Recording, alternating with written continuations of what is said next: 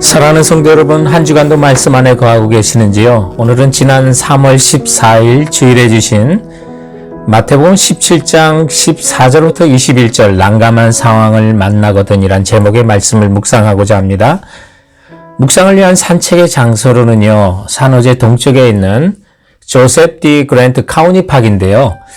겨울을 지나고 야생화들이 이제 막 피어나고 또 산호제 전경이 베이까지 이렇게 보이는 정상을 올라가 보니까 너무 기분이 좋더라고요. 여러분 그 현장을 같이 방문하면서 오늘 말씀을 묵상해 보도록 하겠습니다. 마태복음 17장 1절 이하에는 변화산에 대한 기사가 나오죠. 천국을 경험한 베드로, 야고보, 요한이 그래서 예수님과 함께 산에서 내려오니까 현실이 기다리고 있는데 아주 난감한 상황이 펼쳐졌습니다. 간질로 심히 고생하는 자신의 외아들을 데려온 아버지가 예수님께 나와 항의 아닌 항의를 합니다. 내가 주의 제자들에게 데려왔으나 능히 고치지 못하더이다. 그런데 이 병은 마가복음 9장 22절에 의하면 귀신에 의한 것이라고 했습니다. 우리가 일상을 살다 보면 자신의 힘이나 지혜나 능력으로 도저히 해결할 수 없는 그런 상황, 환경, 사건들을 만나죠. 그러나 성도들의 가장 심각한 더 큰 문제는 믿음을 잃어버리고 능력을 잃어버리고 살아가는 것입니다. 한마디로 말하면 하나님의 자녀의 권세를 누리지 못하고 살아가는 거죠. 마태복음 10장 1절에 보면 예수님께서 제자를 부르실 때 이미 귀신을 쫓아내고 악한 것을 고치는 데 권능까지 주셨습니다. 그런데 본문을 보면 귀신을 쫓아내는데 실패한 제자들, 아마 사람들 앞에서는 고개를 푹 숙이고 있다가 사람이 떠난 뒤 예수님께 조용히 물었습니다. 우리는 어찌하여 쫓아내지 못하였나이까? 이런 본문의 사건이 바로 우리 신자들의 무력한 영적인 현실이며 영적 전투에서의 신자들의 무력함을 대표적으로 보여주는 거 아니겠습니까? 그러므로 오늘 이 제자들의 한탄, 우리는 왜 안 됩니까? 라고 하는 그 제자들의 한탄에 공감한다면 본문의 말씀에 더욱더 귀를 기울이시기 바랍니다.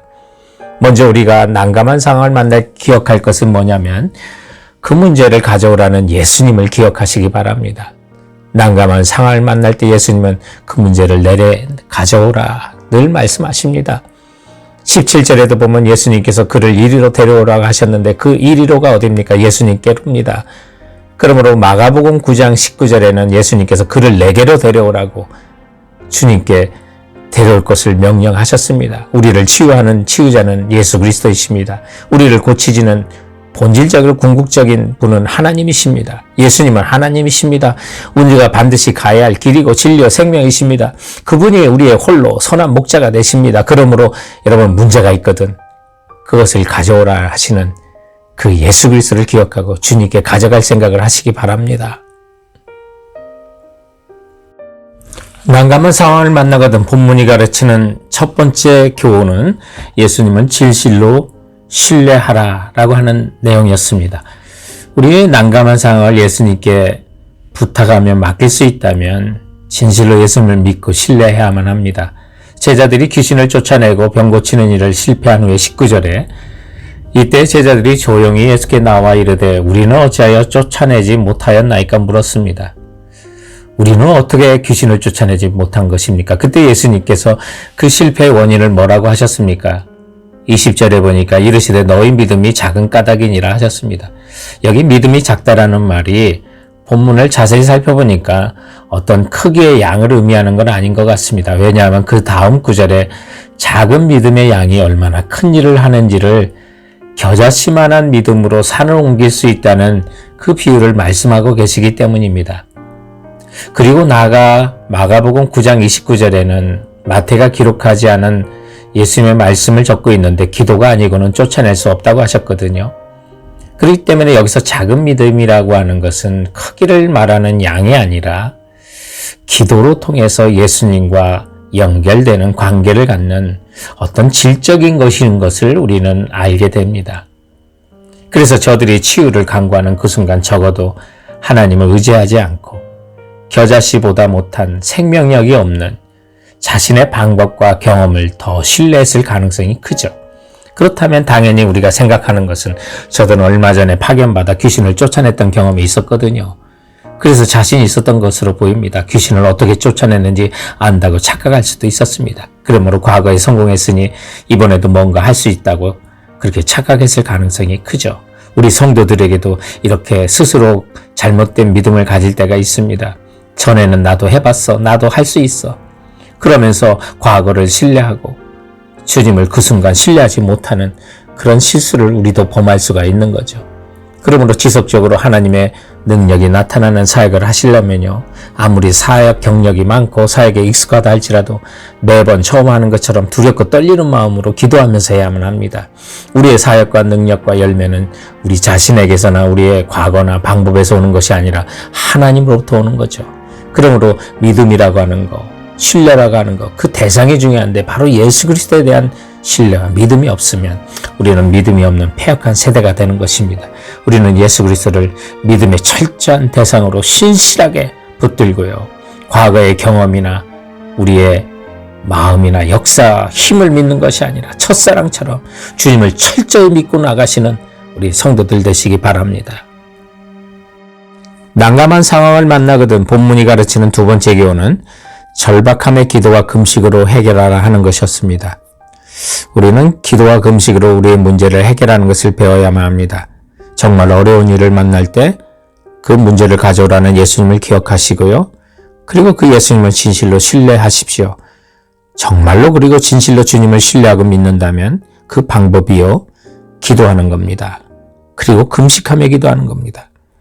우리가 기도하고 금식할수록 하나님을 더 의지하게 되죠. 오늘 본문의 제자들은 왜 우리는 이 병을 고칠 수 없었습니까? 라고 질문할 때 예수님께서 마가복음 9장 29절에 이르시되 기도 외에는 다른 것으로는 이런 종류가 나갈 수 없느니라고 하셔서 문제 해결의 기도가 우리의 방법인 것을 우리에게 가르쳐 주죠. 오늘 저희들이 읽었던 마태복음 17장에는 21절에 그 부분이 없음이라고 되어 있는데 거기에도 주석에 어떻게 쓰였습니까? 기도가 또 어떤 사본에는 기도와 금식이 아니고는 이런 종류가 나갈 수 없다고 되어 있습니다. 기도와 함께 금식이 강조되어 있는 것을 기억하십시오. 여러분, 우리는 기도로 금식으로 하나님의 권능에 함께 할 수 있고 접촉할 수가 있습니다. 저는 집 근처 산책을 다니다 보니까 눈에 띄는 게요. 길에 나무 뿌리가요. 보도블록과 콘크리트를 깨고 올라오는 것을 봅니다. 그 나무 뿌리가 흙에 생명력 있게 붙어 있으니까 그 단단한 콘크리트와 돌도 깨고 올라오는 거죠. 우리 믿음도 그런 것입니다. 기도와 금식으로 주님의 권능에 접속이 되어 있으면요. 움직일 것 같지 않은 환경도 깨고 올라오는 거죠. 해결하는 거죠. 신자들에게는 여러분 특권이 있습니다. 특히 예수님께서 영적 전투에 적합하도록 제자들과 신자들에게는 두 가지 특권을 주셨는데 그 첫 번째가 죄에 대한 용서에 대한 약속이고요. 우리 그리스도 안에 있으면 결코 정죄함이 없습니다. 그리고 또 하나가 은혜를 무한하게 공급해 주신 그 약속입니다. 그런데 하나님의 은혜는요. 내재적인 방식과 초월적인 방식으로 우리에게 부어주십니다. 내재적인 방식이라고 하는 것은 우리가요. 우리 심령에 변화가 일어나고 기쁨과 평강과 승리와 확신을 주시고 그리스도의 장성한 분량으로 나의 인격과 성품이 자라는 것, 이거 다 내재적인 방식으로 주님의 은혜를 부어주시는 것입니다. 그러나 초월적인 방식도 있는 것입니다. 우리가 기도하고 간구할 때 역사가 일어나는 겁니다. 우리 눈앞에 귀신 들린 자들이 기도 가운데 귀신이 떠나가고 환경이 변화되고 이건 모두 초월적인 방식으로 주님의 은혜를 부어주시는 것입니다. 이런 초월적인 주님의 은혜가 있기에 내 문제만이 아니라 나라와 민족, 이웃들의 질병을 위해서도 금식하고 기도할 때 놀라운 은혜가 부어지는 것입니다. 그러므로 기도 외에 다른 것으로는 이런 종류가 나갈 수 없느니라 기억하시고요. 주님께 기도와 금식으로 주님의 권능에 접속하시기 바랍니다. 기도의 가장 강렬한 형태가 금식입니다. 사람들이 어쩌보면 가장 집착하는 거 그거 먹는 거 아니겠습니까? 그런데 그 식사까지 먹는 것까지 단절하고 하나님께 매달리면 절실함이 없으면 금식도 안 되는데 그러나 우리가 절실함을 가지고 금식하고 주님께 기도하면 엄청난 일이 일어나는 거죠. 막힌 담이 무너지고요. 주님께서 큰 길을 여시고 우리의 마음 고쳐주시고 우리 마음 어루만져 주시고 우리에게 하신 약속을 이루어주시고 어둠 속에서도 빛이 되어주시는 주님을 만나게 될 줄 믿으시기 바랍니다. 사랑하는 성도 여러분, 그러면 이번 주도 주님의 말씀으로 승리하시고 건강하시기 바랍니다. 감사합니다. 안녕히 계세요.